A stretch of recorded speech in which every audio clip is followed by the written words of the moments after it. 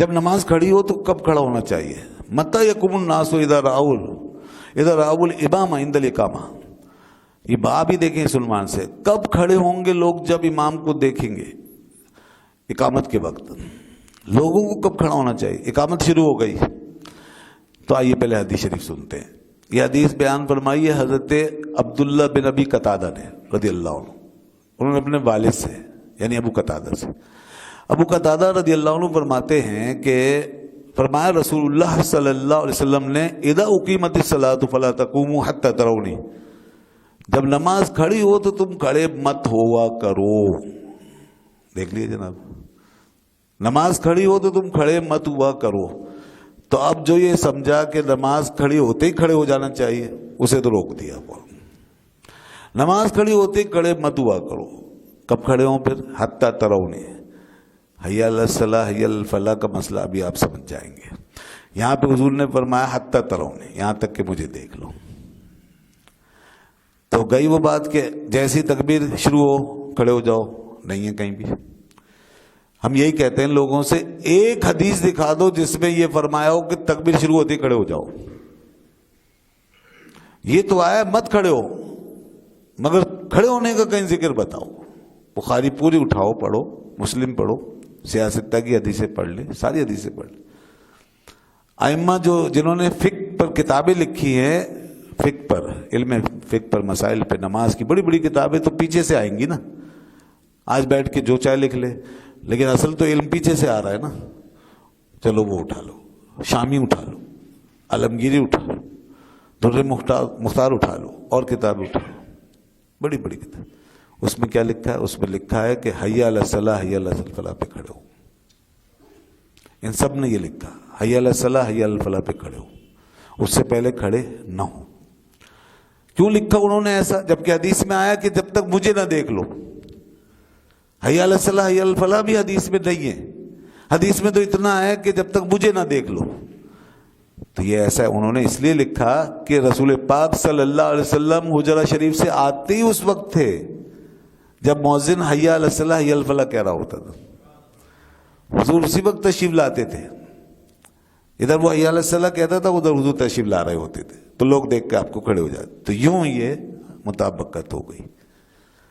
تو اس لیے کہا گیا ہے کہ حی علی الصلاۃ پہ کھڑا ہوا جائے. جب سب موجود ہوں، جمع ہوں، موجود ہوں مسجد میں، تو پھر تکبیر شروع ہو تو حی علی الصلاۃ پہ کھڑے ہو. یہی سنت ہے، یہی سنت ہے. اور جو اللہ اکبر پہ کھڑے ہونے کا معاملہ ہے، یہ کہیں بھی نہیں ملتا ہمیں.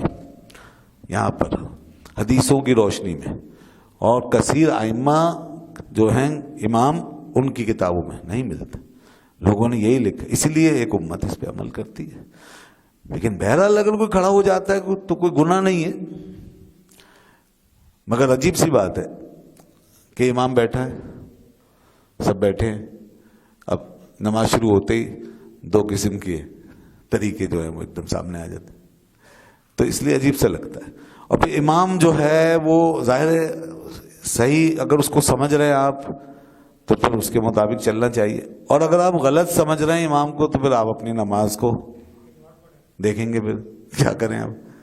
نماز آپ ایسے امام کے پیچھے پڑھ رہے ہیں کہ امام جو ہے خود غلط ہے آپ کی نظر میں، حدیث پہ نہیں چلتا، بدعت پہ چلتا ہے.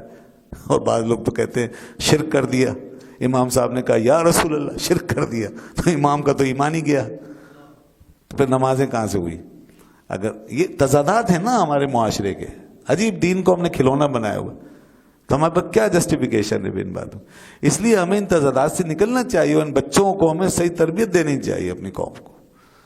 اور یہ تو حدیث ہے جو ہم پڑھ رہے ہیں، حدیث کی روشنی میں بیان کر رہے ہیں. مطلب وہی ہے کہ اس طرح جو لوگ کرتے ہیں وہ سنتے نہیں ہیں، پڑھتے نہیں ہیں.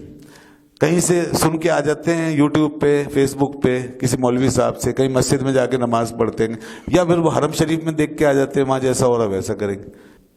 تو وہ ہم ہمیشہ سے کہتے ہیں وہ کوئی قرآن و حدیث پہ تھوڑی چلتے ہیں ساری باتوں میں.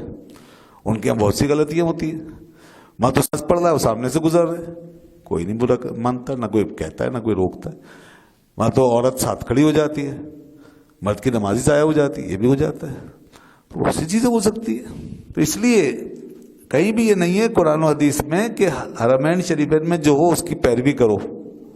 یہ بھی ہمارا اپنی اختراع ہے. ہمیں تو قرآن و حدیث پہ چلنا ہے, ان کو بھی چلنا ہے, ہمیں بھی چلنا ہے.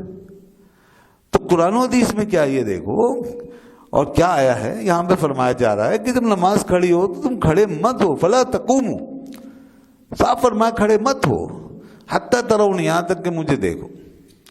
پھر فقہا کا میں نے حوالہ دیا, سب اسی طرح لکھتے آئے کہ جب موضع حی علی الصلاۃ پہ پہنچے تو پھر سب کھڑے ہو جائے. اور دیکھیں اذان کے تکبیر کے الفاظ بھی کسی کی سمجھ میں آتے ہوں تو اسے خود سمجھ آ جائے گا کہ معاملہ ہے کیا. مگر ہم اتنا بھی غور نہیں کرتے کہ تکبیر میں اللہ اکبر کا مطلب کھڑے ہونا ہوتا ہی نہیں ہے. کھڑے ہونے کی طرف تو بلاتا ہے مؤذن اس وقت جب حی علی الصلاۃ کہتا ہے.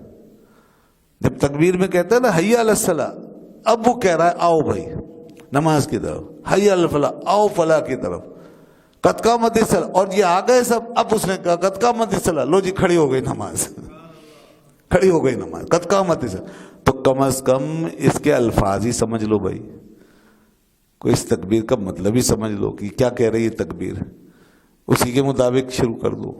لیکن نہیں, لوگ جب کوئی بات اپنے دماغ میں بٹھا لیتے تو پھر پٹی باندھ لیتے ہیں, پھر کسی کی بات نہیں سنتے, پھر آپ قرآن حدیث جو بھی پیش کرتے رہیں وہ پھر اپنی بات کی جاتے. بہرحال پھر بھی ہم یہ کہتے ہیں کہ یہ مسائل ایسے نہیں ہیں کہ جس پہ کوئی فتوی بازی کی جائے یا کسی کفر و شرک کا فتویٰ لگایا جائے یا حرام اور گناہ کا فتویٰ لگایا جائے. مگر بہرحال لوگ جب تک صحیح بات سمجھیں گے نہیں, سنیں گے نہیں, ہمارے اندر یکسانیت پیدا نہیں ہوگی. اور اسی طرح ایک بچہ بچپنے سے لے کے بڑھاپے تک پہنچ جائے گا مگر اپنی روش نہیں چھوڑے گا, کیونکہ وہ سنے گا ہی نہیں کبھی, نہ قرآن سنے گا نہ حدیث. وہ تو بس اپنے مولوی صاحب کے پیچھے پیچھے پیچھے پیچھے چلے گا, باقی دنیا کو یہی کہے گا قرآن میں یہ آیا, حدیث میں یہ آیا. تو بھائی قرآن و حدیث میں جو آیا ہے وہ سنو تو صحیح. تو اس لیے یہ ہے بخاری شریف کی حدیث.